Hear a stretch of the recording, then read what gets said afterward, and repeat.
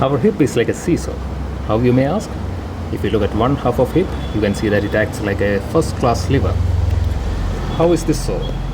So if you are looking, there is a liver arm like this, and the head of the femur acts like the fulcrum of the liver.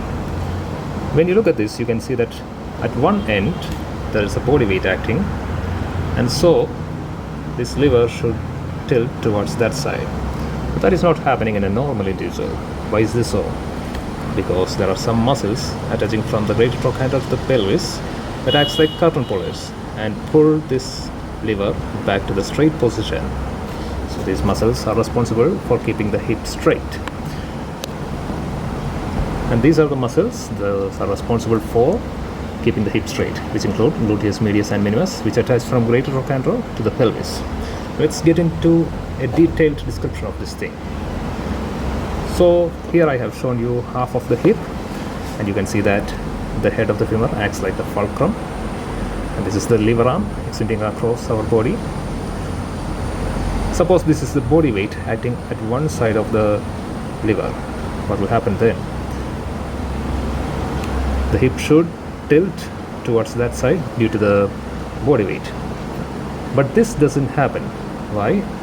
Because muscles like gluteus medius and minimus will start pulling this liver back to its original position by exerting a pull from its insertion to origin, thereby keeping the hip straight. But if you look carefully, you can see that there is a disparity between the distance between the body weight and the head of the femur, and also between the head of the femur and the greater trochanter.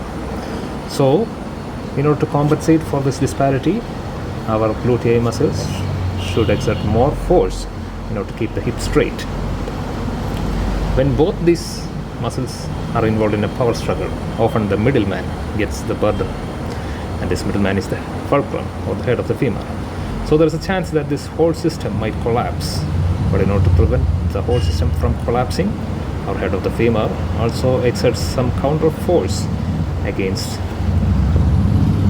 this, and that is called a joint reaction force.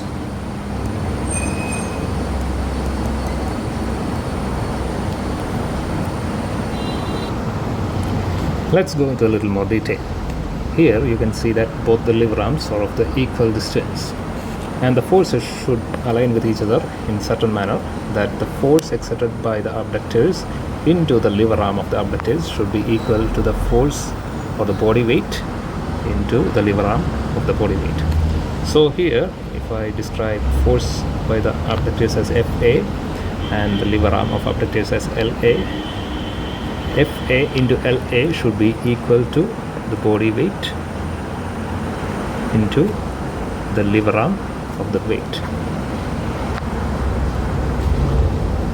So if both the liver arms are the same, then both the force of the abductors as well as the body weight should be the same.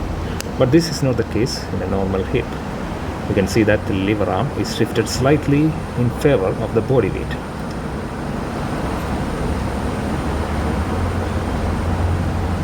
So you can see that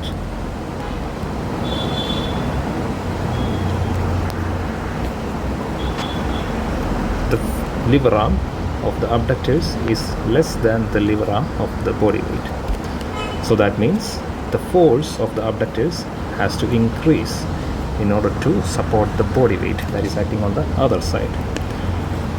Usually the liver arm of the weight is usually 2.5 times that of the liver arm of the abductors.